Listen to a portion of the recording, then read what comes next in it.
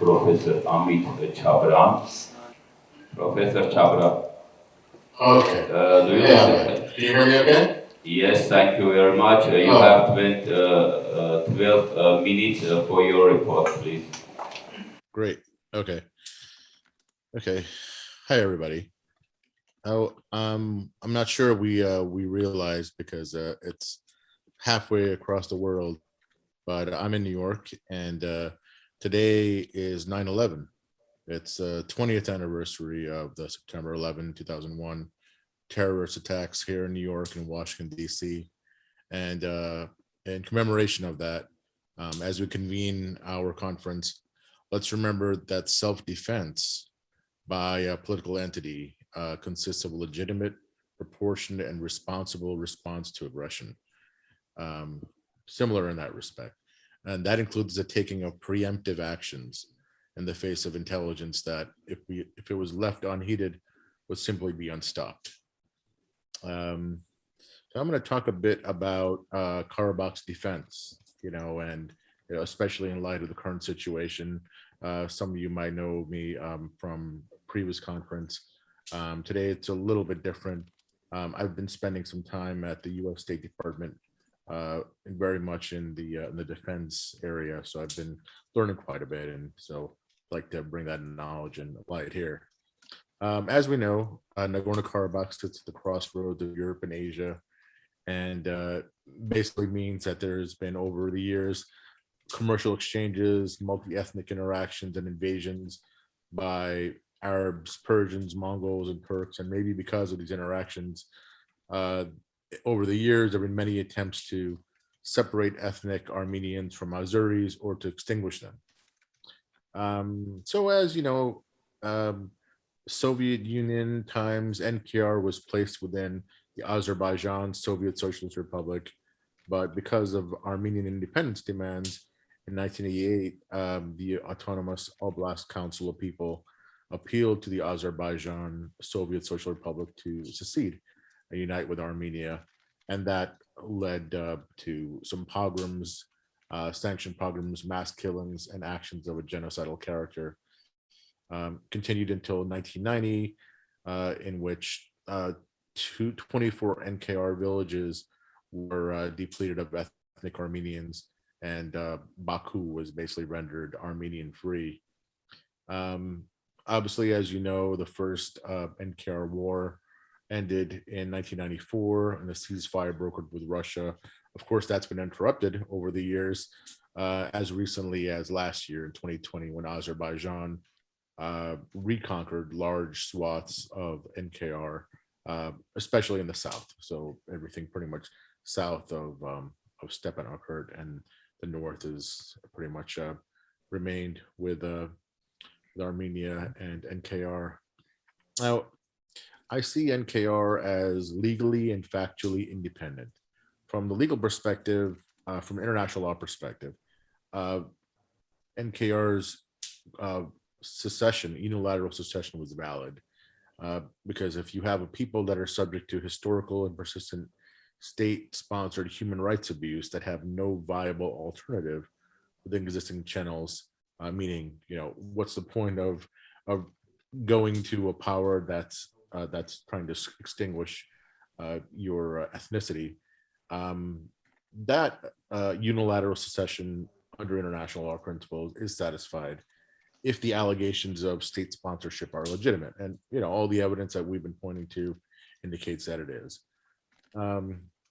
Because the 91 referendum indicated domestic relief was first sought, and the efforts within the framework of the Azerbaijan SSR and the Soviet SSR gave voice to popular will and to peaceably effect a transfer from Azerbaijan to Armenia, and they were ignored. So there was only one alternative: to secede by invoking the doctrine of external self-determination. Now, on the factual basis, the criteria for determining whether a state is independent is determined by the Montevideo Convention on Rights and Duties, which include a permanent population, a defined territory, a functioning government, and the capacity to enter into relations with other states. Since the war, NKR has existed as de facto independent, has developed executive, judiciary, and legislative arms of the government, and it controls a defined territory with a permanent population. No problem there. And to resolve the issue of with Azerbaijan, the OSCE has led peace talks. Now, although the Montevideo Convention is clear that the political existence of a state is independent of recognition by other states, because various states have not recognized Karabakh at all, still international recognition by the great powers is nonetheless pretty valuable. The absence of great power support, by contrast, does not detract from NKR or Armenia's independence. Instead, from my perspective, it underscores a need to internally and externally balance against Azerbaijan's economic success and strategic resource access. That's basically where we turn our focus. That comes to my first question is, can Armenia and Karabakh attract great power support? So as we know, the great powers, so-called great powers, have historically been able to provide flexible terms on consistent defense technology sales, military aid, and Security Council influence, especially due to their heavy media influence and political involvement. Indeed, their presence or absence of great power support has been able to ensure independence for the Kosovars and the Timorese, both due to human rights violations and then not having any great power opposition. Although it denied independence for the Chechens, South Ossetians, and Abkhazians due to Russia's opposition. And even in the face of similar state-sponsored human rights concerns. In NKR's case, great powers have primarily sided with Azerbaijan because they want access to the Caspian Sea for oil exploration and development as alternative sources for their energy needs, but have not been too interested in actually reconciling the ethnic strife between Armenians and Azeris. And Turkey today supports Azerbaijan militarily, economically, and politically, and enforces a blockade of Armenia. Turkey and Azerbaijan are ethnically similar, and they've been described as one nation with two states. Russia aims to sell arms evenly between Armenia and Azerbaijan, more or less, as they're both former Soviet republics, and it gains if both are evenly matched in a zero-sum game against each other. That's changed a little bit with Turkey's support with Azerbaijan, and Russia surprisingly coming to Armenia's help, so-called help. So we'll kind of see where that goes. But in effect, the issue of Armenian-Azeri reconciliation has been constantly postponed or ignored in favor of great power geostrategic priorities. However, in light of recent battlefield aggression, there's concern that the dispute could pose a threat to international peace and security. And that might serve as the basis for a call to concerted UN Security Council economic or military intervention. In the absence of great power support, let's assume we don't have it. And actually in the face of great power opposition, because you do have Turkey opposing Armenian efforts pretty openly, Armenia and NKR should consider internally balancing and externally balancing against Azerbaijan.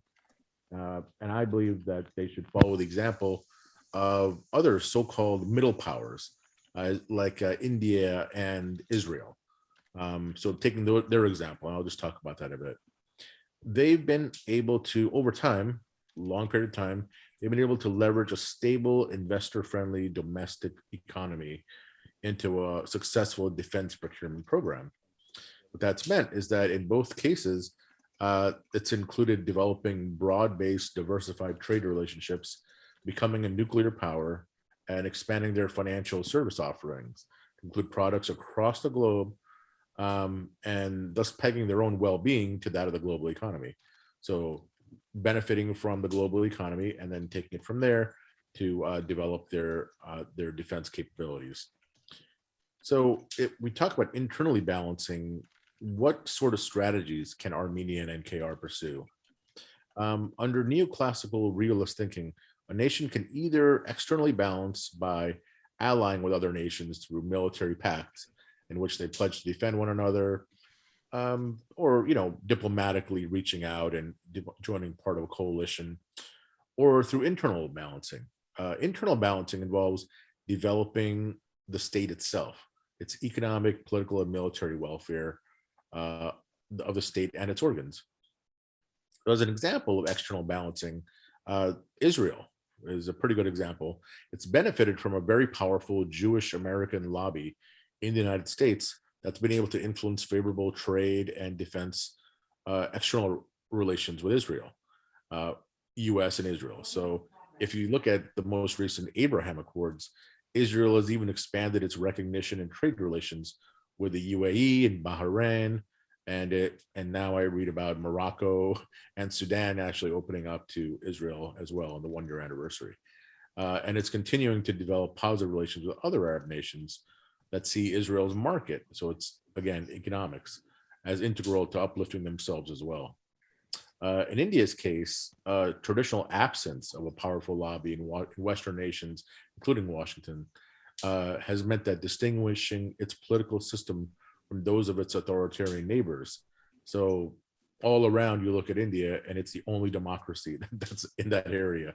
And so what does it mean? It means if you have a geopolitical issue there, China, so such as like China, for example, India is the only democracy and the only one that that Western democracies really want to do business with in that part of the world, except for the South China Seas. So it's developed a rare and successful true democracy with all the hallmarks of an open society. In effect, it's developed the conditions favorable for its own economic development that have the collateral effect of attracting foreign money as well. So it's now developed partnerships with most Western democracies and participates in surveillancing the Indian Ocean against Chinese adventurism through the Quad and routine maritime exercises. So despite having abrasive neighbors, just like Armenia does, India and Israel have found a way to balance against them, with the effect of leveraging that success to then develop their own military industrial capacity. So these states are self-perpetuating bastions of democracy and free markets, and that appeal to investors across the globe. Similarly, I feel that Armenia and NKR should strive for such economic, political, and legal development that render them an open society, similarly open to tourists and investors. As a measure of the types of norms that would be necessary, I cited, it's in my report, Freedom House. Freedom House publishes an annual assessment of global freedom scores that looks at individual access to political rights and civil liberties, including the right to vote, freedom of expression, and equality before the law. Armenia ranks 55 out of 100. Basically, it means that it's considered to be partly free. And of that, 22 of 50 is political rights and 33 of 50 is civil liberties. India ranks 67, and that's in the current, even in the current environment where the nationalist BJP party outranks, it actually still outranks Armenia in political rights, meaning free and fair elections, fair electoral laws, political pluralism and participation, and the function of a government. So maybe stamping out systemic corruption in Armenia would make a world of difference and place Armenia on a firmer path forward, and especially make it seen as more of a democracy. So if you look around Armenia, I mean, you're not looking at too many actual democracies in that part of the world. So it really stand out. Now, interestingly, Armenia actually outranks India in the Internet Freedom Score, though Armenia's democracy score of 33 out of 100 is not very admirable. So you basically want to get away from that. So it's getting the rule of law more firmly in place, stamping out corruption, and then that invites investors and invites tourists to come in and actually spend money and be part of the global economy. So that's a moral, become a rare democracy in a sea of authoritarian states with a financial system that invests in its own infrastructure. So that's how you internally balance. Externally balancing against Azerbaijani aggression, from my perspective, aside from military pacts, Armenia should see the rising democratic tide in opposition to China as an opportunity to distinguish itself, just as India has done. So the US and other Western nations need access to the Persian Gulf oil reserves, and China continually threatens this with its own South China Sea claims, its Blue Navy development, and its Belt and Road Initiative across Asia, Europe, and Africa. Armenia doesn't even have water access itself, but that doesn't mean that it doesn't have the ability to take a leadership role in developing the rule of law in the South China Seas, in undertaking naval weapons research in cooperation with other governments, or in obtaining training in defense technologies itself. Some Armenians might think, oh my God, we cringe at the thought of joining the EU because of Armenia's historical good relations with Russia.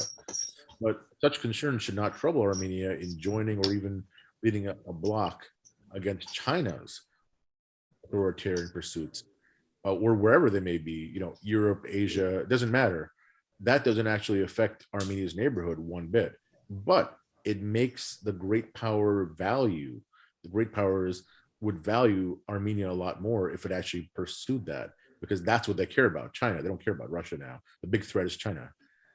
So that could be a great trump card for Armenia and it would just follow the suit of other countries, just like India, who kind of said after a while, after dilly-dallying, oh yeah, we should do something about China. It's a little late, but it's not too late in their neighborhood, so it's been helpful. But if Armenia takes a trump card effort as a partner in the greater civilizational struggle against Chinese authoritarianism, that would really serve as a trump card. And I think, as with most things, the response to that leadership would invariably be, well, how can we help you? What's up with your neighborhood?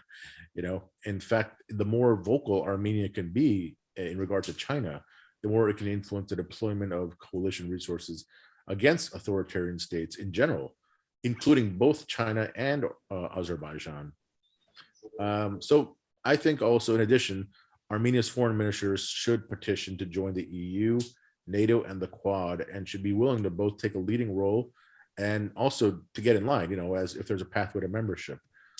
They should petition to join naval technological research initiatives, though these, contributions might just be intellectual at first. In time, it can also assess which platforms are actually going to help it. So with every state that Armenia interacts with, its foreign ministry should develop a threat assessment that tells it, look, should we bandwagon? Should we buck pass? Should we soft balance, or should we hard balance? And they should just go with it after that. So transforming from a balancing power to one that actually needs to get to the battlefield and have something that can deny Azerbaijan its strategic battlefield advantage. Armenia doesn't have to wait, to ramp up its defensive capabilities until it's a full democracy, or until it's helmed a global coalition to ban Chinese consumer products. But a proportionate response is in keeping with established principles of international law. And given what we've seen Azerbaijan has in the battlefield, Armenia should prioritize obtaining munitions, arms, and defense technologies that match what we know Azerbaijan has in stock, and has the ability to deny Azerbaijan their strategic battlefield advantage. So if it hasn't already, Armenia should really consider petitioning the US State Department's Directorate of Defense Trade Controls for military aid, as well as government-to-government arms sales. Similarly, Armenia should petition Israel, France, and India to co-develop defense technologies and for arms sales, as long as they don't violate their other contractual commitments. So like CATSA, for example, in the US. You can't just sell anybody your US weapons that you buy. So India, for example, can't sell that. Some of these nations might traditionally favor Azerbaijan, but most of them are invariably happy to entertain additional client states. They just get more money out of it. The same reason that Russia is happy to sell to both Armenia as well as Azerbaijan.